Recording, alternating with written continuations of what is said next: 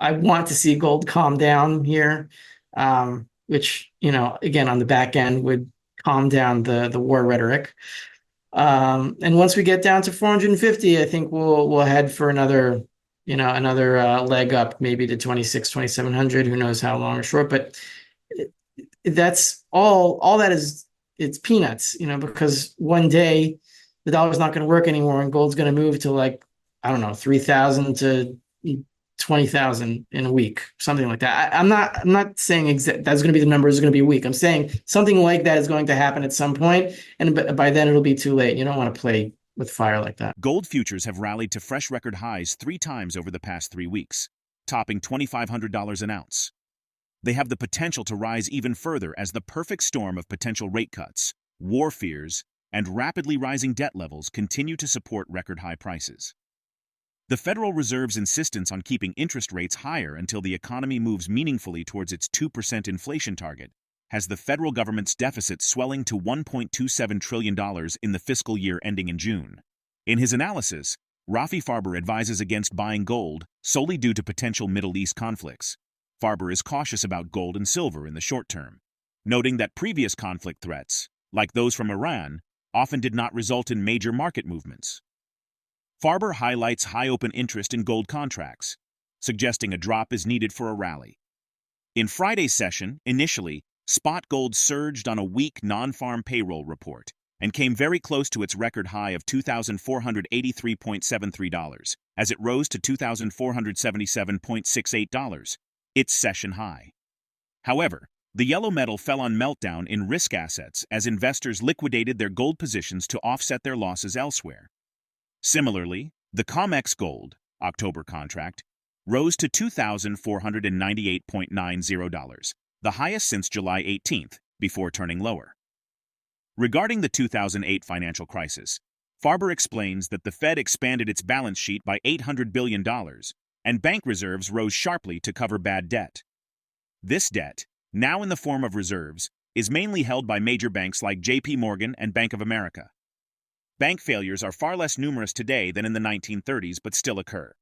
From 2001 through 2024, there have been 567 bank failures, according to the FDIC. Over 500 bank failures occurred between 2007 and 2014 due to the global financial crisis. As of July 2024, one bank has failed this year, Republic First Bank, which did business as Republic Bank. This failure occurred in April. Now we present the clips of Rafi Farber's insights from his recent interview. Before we continue to delve into this discussion, please subscribe to our channel and activate the bell icon for timely updates. Well, if you're trading, I wouldn't say, oh, there's going to be a big Middle East war, let's buy gold now. You can get caught doing that. I'm not trying to discourage anyone from stacking. Stacking has nothing to do with this because premiums balance out the spot prices all the time. So if you want to add, if you're planning to add to your stacks, don't let the war stop you, or don't let high prices stop you, because once you have it, if you're trading, I'm not so bullish on the very short term on gold and silver right now. I've seen this before when, Iran threatens and says it's going to bomb Israel, and then they make a show and nothing happens. That's what I think is going to happen this time again.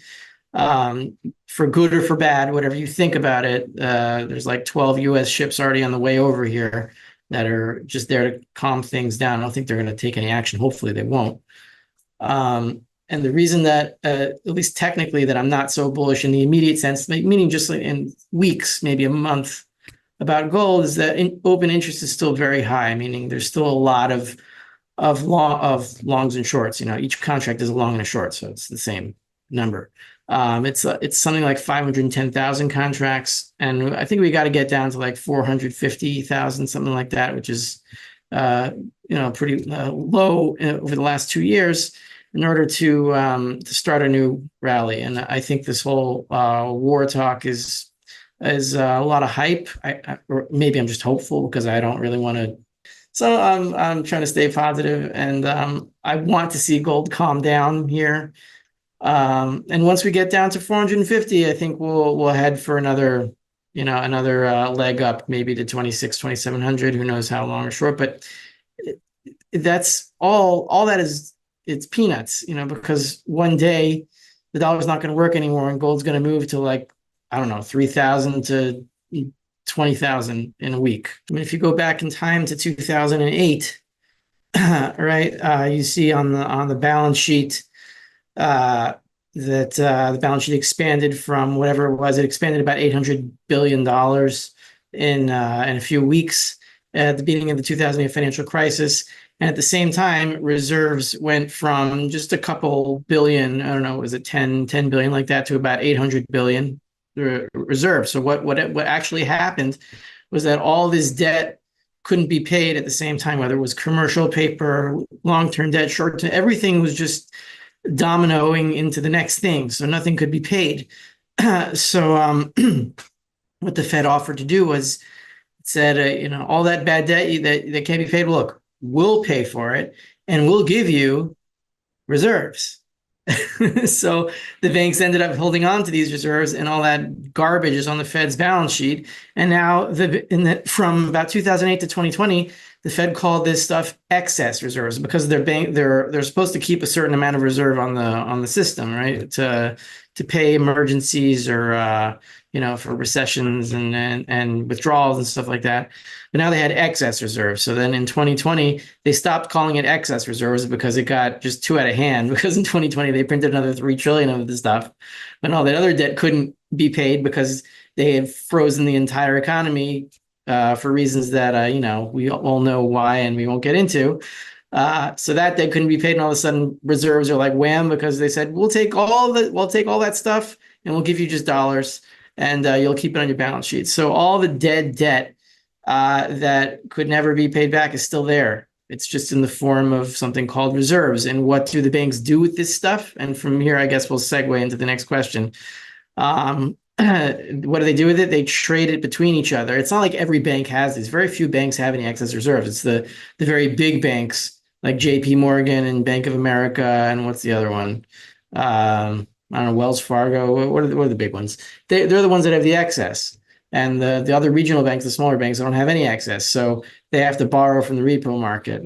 The other excess goes to doing repo loans for emergency, closing their books with regulatory standards. So the big banks are earning a lot of interest on these repo loans that they use reserves to make extra money on. And they don't really go into the economy. They're just shuffled between banks. That's it. During the interview, Rafi Farber explained that the volume of reserves traded between banks has risen to around $2.2 trillion since early 2021. He predicts that when reserve usage hits about 87%, a financial crisis could prompt the Fed to print more money and buy additional bad debt. Corporate borrowers have shifted to non-bank lending since the 2008 global financial crisis, the latest hot alternatives being collateralized loan obligations and private credit. The latter has mushroomed to $2.1 trillion globally and is still growing fast. According to the Financial Stability Board, non-bank financial institutions hold 2/3 of financial assets in the most advanced economies. Long-term trends remain adverse, though. Banks are losing market share to non-banks, and the situation is much worse than what the statistics show, says Miklos Gaber-Dietz, lead of McKinsey's Global Banking Strategy and Innovation Team, the Global Ecosystems Hub, and the managing partner of Vancouver office. Despite the current situation, Farber anticipates a future crisis could lead to a severe dollar panic. He advises holding physical gold and silver and preparing for potential instability. Let's get back to the interview. If you look at a graph, and you can look at this yourself at the Fred, the St. Louis Fed has these charts, right? It's called Fred. So if you Google Fred SOFR volume, right, you'll see that this is the amount of reserves that are trading between banks every night. And since 2021, I believe, early 2021, they've gone up and up and up and up. And they went from like less than $1 trillion to now 2.2 trillion last night, a new record. And almost every night there's a new record. It kind of zigzags, but it zigzags up. So I think right now they're right near 2.2 trillion. But like these are not. It's not the fountain of youth. It's not an everlasting gobstopper. I mean, they're taking these reserves from somewhere. They're taking it from their reserve balances, right? Which you can see on it's the other side of the dead debt again. That's that's on the Fed's balance sheet. And once the reason you can never get rid of it is that, let's say, a mortgage-backed security that the Fed bought in 2008, right? Now it's 2023. Let's say they bought it in 2008 and it had 15, 16 years maturity until it was matured. So now all that money is owed back to the Fed. So the Fed gets the dollars from the banking system. Whoever pays it doesn't make a difference, right? And then that money goes away back into the Fed, into the black hole of the Fed. And then there's fewer reserves in the system, but if there's fewer reserves in the system and the SOFR volume, the repo volume keeps going up, well, eventually you're going to hit something where you don't have enough dollars to satisfy all the daily repos that are happening every night. And then what happens then? We know what happens then. What happens then is that overnight interest rates go up to 10%. And everyone's like, oh my gosh, we have to print again. So that's going to happen. Exactly when, I don't know what's going to happen. But the last time, I have a heuristic that might work out. Again, like, this is not anyone has a doctorate in, so nobody really knows. But when the repocalypse hit, I did the calculations, and what we saw was that repos were taking up 87% of the available bank reserves, of the available ghost of dead debt. So my theory is that once we hit 87% or somewhere around there, it could be less, could be a little bit more, something like that, then there's going to be another problem in the plumbing, and the Fed's going to have to print the missing reserves and buy something else, buy some more crap dead debt. the next marginally dead debt it's going to have to buy. The question is how much damage is going to be done before they can pull that trigger again. And I don't know. So right now we're at about 66%. So when we get to 86, 87%, I would worry about as an everyday average guy is that one of these crashes or one of these crises is going to spur a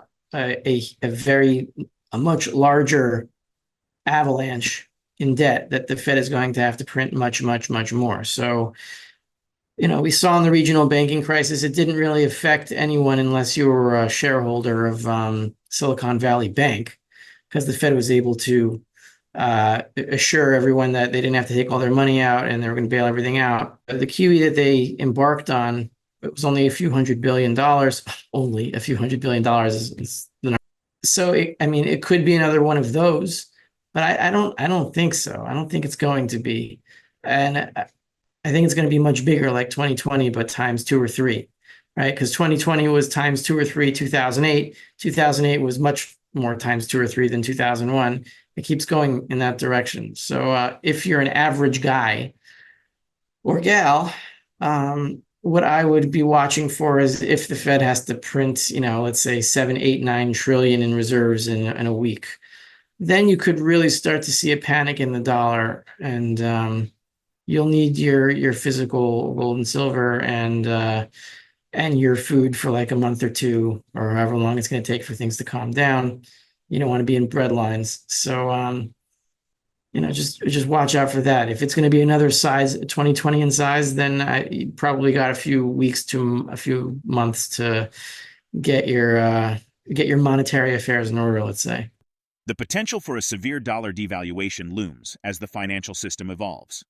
The structural drivers that have helped gold's rally so far will remain a critical bullish driving force, with JP Morgan economists expecting a Fed cut to come in November. How prepared are you for potential economic disruptions that impact the dollar's stability and influence the future of gold prices? Drop your thoughts in the comment section below. If you find this video informative, don't forget to support our channel and turn on notifications to stay informed about our latest videos. See you in the next video.